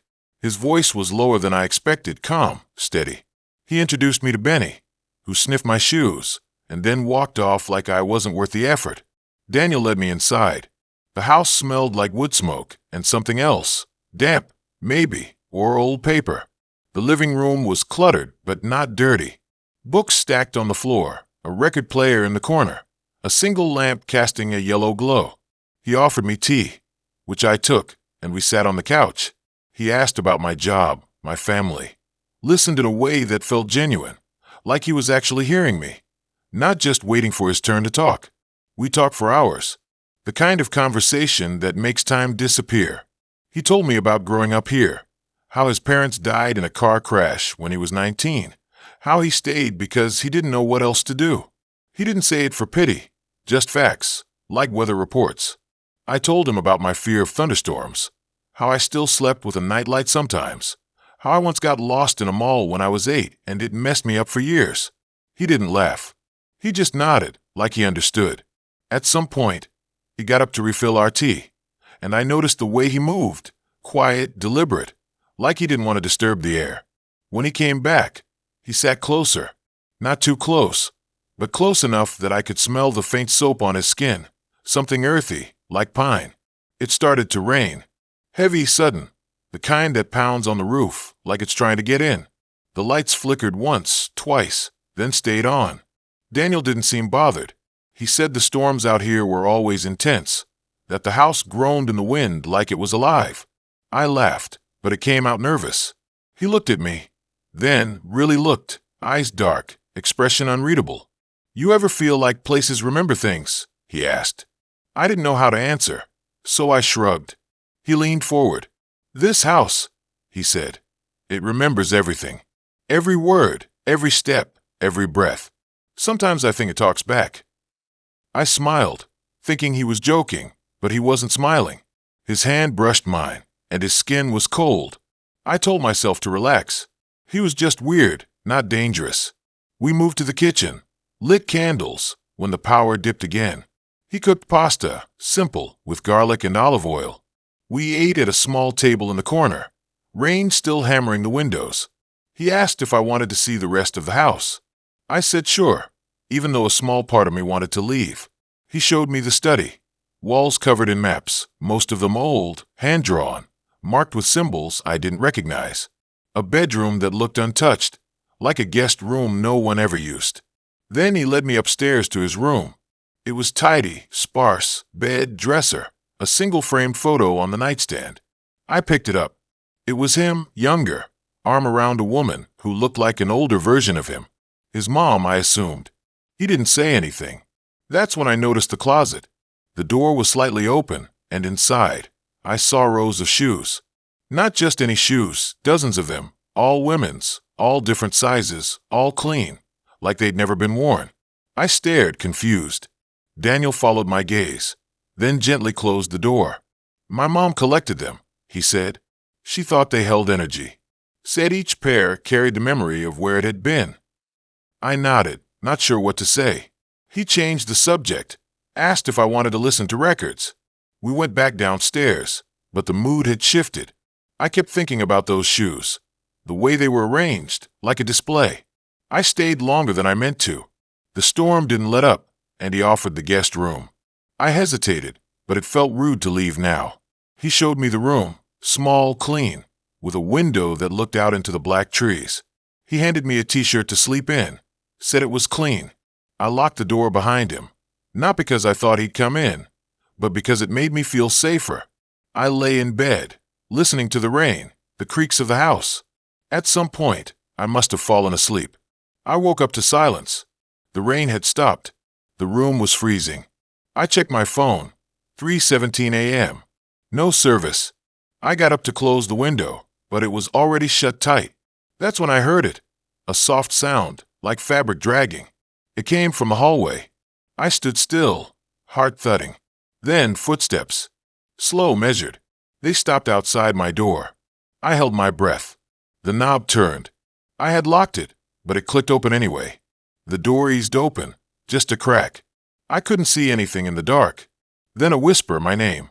Not loud, not threatening, but exact, like he had practiced it. I didn't answer. The door closed. Silence again. I didn't sleep after that. At dawn, I packed my stuff, left a note saying I had to go. Slipped out before he woke up. I drove home, hands tight on the wheel, replaying everything. The shoes, the way he looked at me, the unlocked door. I told myself I was overreacting. He was just lonely, eccentric, not a monster. But then, 2 days later, I got a package. No return address. Inside was a shoebox. I opened it. Inside was a pair of my sneakers, the ones I'd worn to his house. Clean, polished, like they'd been scrubbed. Underneath them was a note, handwritten on a torn piece of paper. It said, "You left these behind. They'll be safe here." I threw the box in the trash, blocked his number, changed my profile, tried to forget. But last night, I was walking home from work, cutting through the park like I always do. It was getting dark. I passed a bench, and something caught my eye. Sitting there, perfectly placed, was one of my socks. The black one with the hole near the heel. The one I wore that weekend. I didn't pick it up. I walked faster. When I got home, I checked the locks, double-checked them, turned on every light. This morning, I opened my closet. All my shoes were gone, except one. My left boot, sitting in the center, laces tied neatly, and inside a single key. I don't know what it opens, but I think he does. So I downloaded this app because everyone kept saying it was different. Not like the usual swipe left, swipe right garbage, where you either match with someone who hasn't updated their profile since 2018 or gets mad when you don't reply in under 5 minutes. This one was called Echo, and it had this weird minimalist vibe. Black background, white text, no photos unless the other person sent them to you after matching. Supposedly, it was about connection through words, not looks. Kinda pretentious, yeah, but I was bored, lonely, and my last relationship ended with my ex moving to Denver for a job she didn't even tell me she applied for. So I figured, why not? First thing I noticed was how fast it matched me, like within 10 minutes. Most apps make you wait hours, or you match with someone and they ghost before you even say hey. But Echo, boom, match. Her name was Lila. Profile said she liked rainy nights, old horror movies, and writing poetry no one ever reads. She didn't have a bio photo, but she sent one after we matched, just a blurry shot of her hands holding a mug, steam rising, a red nail polish chipped at the thumb. Something about it felt off. Not bad, just intimate in a way that made me pause. Like I wasn't supposed to see that, but I liked it. Felt real. We started texting. Nothing wild. Just small talk at first, favorite books, worst first dates, whether pineapple belongs on pizza. She said no. I said yes. She called me a monster. I laughed. But the way she wrote was weirdly hypnotic. Like every message had weight. She'd take time to respond, never instantly. But when she did, it felt like she was really thinking about me. Not just replying to keep the chat going. She asked questions no one ever asks. What sound do you hate the most? What's the last lie you told? Do you ever feel like someone's watching you when you're alone? I didn't think much of it at first. Just thought she was deep. But after a few days, I started noticing patterns. She always messaged late at night, never before 11. And every time I opened the app, there was a little note under her name. Last seen, 3 seconds ago. Even when I'd been scrolling for 10 minutes, it still said that. Like she was right there, waiting, watching. Then she asked to meet. Not a bar or a coffee shop. She wanted to meet at this abandoned drive-in theater on the edge of town. Said it was quiet, no one ever went there, and the screen still worked sometimes. Old films played on loop when the power surged. I hesitated. That sounded like the start of every horror story ever. But she said she'd bring wine, a blanket, and her favorite VHS copy of The Fog. I told myself it was just weirdly romantic, different, and honestly, I was tired of boring dinners and awkward small talk. So I said yes. The drive there felt longer than it should have. GPS kept glitching, rerouting me through back roads with no streetlights. Trees leaned over the road, like they were closing in. My phone battery dropped from 87% to 12% in 10 minutes, even though I wasn't using it. And the Echo app kept opening on its own. Every few minutes, the screen would light up with her name. No message, just her name, like she was checking in. When I got to the drive-in, it looked like something out of a dream, or a nightmare. The screen towered over the empty lot, cracked and covered in ivy. A single car was parked in the front row, old, rusted, windows fogged. No lights on. I parked behind it and waited. My hands were cold, but I wasn't scared. Not yet. Just curious. She showed up 10 minutes later. Came out of the woods on the left, wearing a long gray coat, hair loose and dark. She smiled when she saw me. Not a big smile. Just a small lift at the corner of her lips. She walked slow, like she wasn't in a hurry. When she got to my car, she tapped the passenger window. I let her in. She smelled like rain and something else. Burnt paper, maybe. We sat in silence for a while. She handed me a thermos. Said it was mulled wine. I sipped it. Tasted sweet, spiced, warm. She put the tape in a portable player and hit play. The screen flickered to life. Fog rolled in from the speakers, real fog, thick and low, crawling across the ground like it was alive. I looked at her. She was staring at the screen, eyes wide, lips slightly parted. I asked if she was okay. She didn't answer, just kept watching. After a while, the movie started glitching. The image tore, colors inverted, sound stuttered. Then it cut to static. And then my phone buzzed. I pulled it out. Echo app open. A message from Lila. Do you see me? I looked at her. She was still staring at the screen. Yeah, I said. You're right here. Another buzz. No, not this one. I froze. That wasn't her voice. That was the phone. Text to speech. Robotic. Cold. I turned to her. Her head tilted slowly, like she was hearing it too. But her lips didn't move. Then my phone lit up again. A photo. Sent from her account. It was me. Sitting in my car. From the outside. Taken minutes ago. But in the photo, I was alone. I looked at her. What the hell is this? She finally turned. Smiled. You don't remember, do you? Remember what? The crash. 2 years ago. On this road. You were driving. She was in the passenger seat. My chest tightened. I don't know what you're talking about. You swerved to miss a deer. Car flipped. She died on impact. You walked away with a broken arm. No, that didn't happen. It did. You blocked it out. Changed your number. Deleted every app. Moved cities. But Echo finds people like us. The ones who can't let go. The ones still waiting. I shook my head. This is insane. She reached into her coat. Pulled out a phone. Older model. Cracked screen. Turned it on. Opened Echo. Showed me her profile. My face was on it. Same photo I used 2 years ago. And under her name, the little note. Last seen, 3 seconds ago. I looked at her. Really looked. The way she held the mug. The chipped red nail polish. The way she always hated pineapple on pizza. And then it hit me. Not her. Me. I wasn't the one being haunted. I was the ghost. The car hadn't just flipped. It burned. I didn't walk away. I died in that seat. And she, Lila, she'd been trying to move on. Changed her profile, deleted messages, blocked the app. But Echo doesn't let go. It pulls back the ones who are stuck. And I'd been reaching out. Not to meet her. To remind her. To make her remember me. The fog got thicker. The screen went dark. My phone buzzed one last time. Do you see me now? I looked at her. At the girl I loved. At the girl I killed.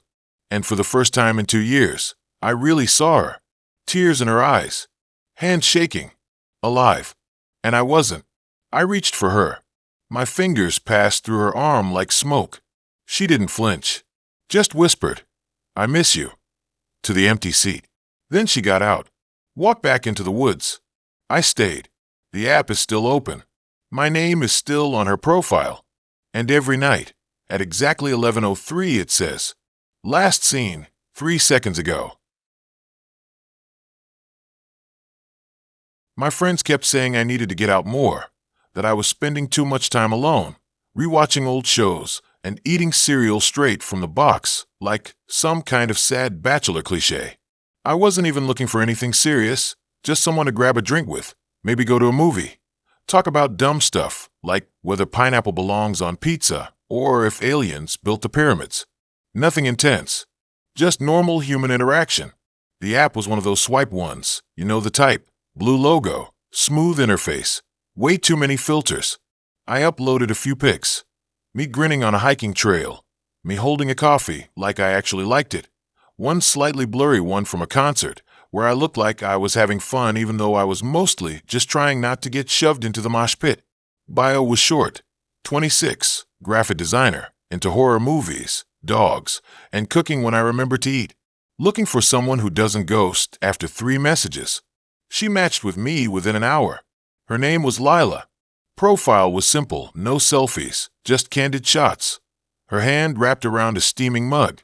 The back of her head at what looked like a rooftop party. A shadowy figure standing near a window in what might have been her apartment. No face. At all. That should have been weird, but somehow it wasn't. There was something intriguing about it, like she wasn't trying too hard, like she didn't care about likes or attention. Her bio said, I like quiet places. Let's talk about things that keep us up at night. We started messaging. Not the usual small talk. No, hey, how's your day? Or what do you do for fun? It was deeper. She asked if I believed in déjà vu. And when I said yeah, sometimes, she replied that she thought it was memories from other versions of ourselves. Then she asked if I ever felt like someone was watching me when the house was empty. I told her I did. Once or twice. Mostly when I was half asleep. She said she felt it all the time. Not in a bad way. More like being remembered. I liked that. It felt real. Not performative. We talked for days. About dreams. About the sound of rain on old windows. About how certain songs can make you feel like you're drowning in nostalgia even if you've never heard them before. She mentioned she lived on the outskirts of town, near the old reservoir, where the streetlights barely worked and the trees grew too close to the houses. Said she liked the quiet, that she could hear her thoughts better there. After a week, I asked if she wanted to meet. I suggested a bar downtown, neutral ground, nothing fancy. She said no, but invited me to her place instead. Said she'd make tea. Something about the way she wrote it made my stomach twist, just a little. Not in a bad way. More like stepping onto an elevator that dropped too fast. I hesitated. But then I thought, what's the worst that could happen? She lives close. I've got my phone. I can leave whenever. I drove out on a Friday night. Sky was heavy with clouds, the kind that look like they're holding their breath. Her street was unlit, narrow, lined with overgrown hedges that scraped against my car. Her house was small, gray, set back from the road with a crooked porch and a single yellow bulb above the door. No cars. No lights on inside. I parked, checked my phone, still had service, and walked up the cracked path. She opened the door before I knocked. Tall, dark hair, pale skin. Wore a long sweater and bare feet. Didn't smile. Just looked at me like she'd been expecting me for years. "You're here," she said. Not a question. I said, "Yeah, I am." She stepped aside and let me in. The inside was warm, smelled like cinnamon and old books. Dim lighting, mostly lamps with dusty shades. Couch against the wall, coffee table covered in notebooks and pens. No TV, no photos on the walls. Just a big window covered with a thick curtain. "Make yourself comfortable," she said, walking toward the kitchen. I sat on the edge of the couch, hands on my knees, trying to relax. She brought tea in chipped mugs. We sat in silence for a while, sipping. Then she started talking. Not about us, not about dating, but about the house. Said she didn't buy it. It was left to her, by someone who knew her too well. Said the previous owner used to sit in the corner by the window every night, just watching, waiting. For what? I asked. She didn't answer, just stared into her tea like it held the answer. Then she asked if I wanted to see the basement. I didn't. Not really. But I said yes because I didn't want to seem weird or scared. She got up, took my hand. Her skin was cold. We walked down a narrow staircase behind the kitchen. The air got heavier, damp. The basement was unfinished, dirt floor, exposed pipes, a single bulb hanging from a ceiling. But in the center was a chair. Old wooden thing, back straight, arms worn down from use. And around it, taped to the walls, were dozens of photos. All of me. Me walking into work. Me at the grocery store. Me sitting on my couch in my living room, wearing the same shirt I had on yesterday. Me sleeping in my bed, one arm hanging off the side. My breath stopped. I turned to her. "What the hell is this?"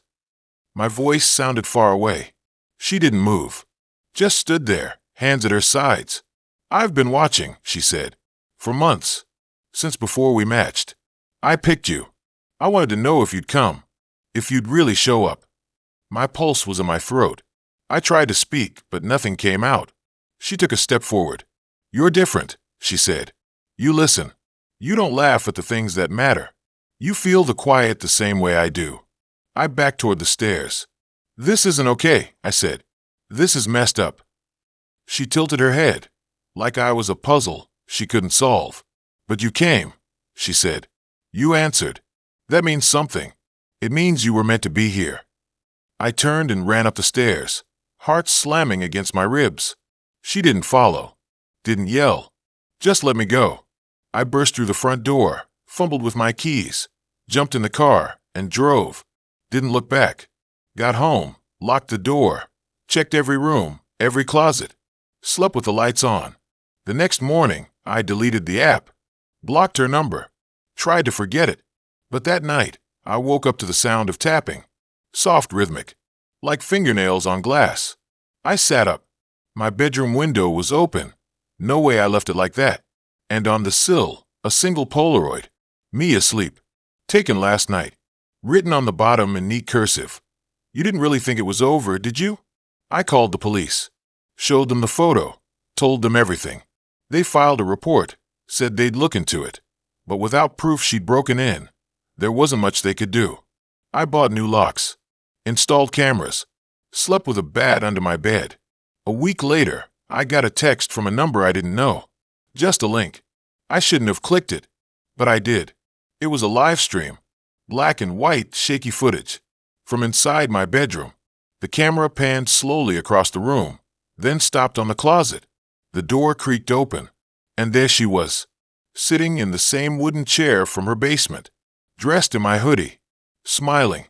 The stream cut out. I checked the cameras. All offline. I ran to the closet. Empty. But on the floor, another photo. This one of her, sitting in my chair, in my room, taken yesterday. Date stamp in the corner. I hadn't seen her. I hadn't heard anything. That's when I realized she wasn't the one watching me. I was the one who'd been watched before. Long before her. Ever since I moved into this apartment. The weird noises. The misplaced keys. The feeling of being spoken to in whispers when no one was there. I thought it was stress. Loneliness. But it wasn't. She didn't pick me at random. She found me because I was already marked, because someone else had been doing the same thing. Longer, deeper, and she wasn't watching me to hurt me. She was watching me to warn me. And now she's gone, and I'm alone, and the camera in the hallway just turned toward the wall. Even though no one touched it,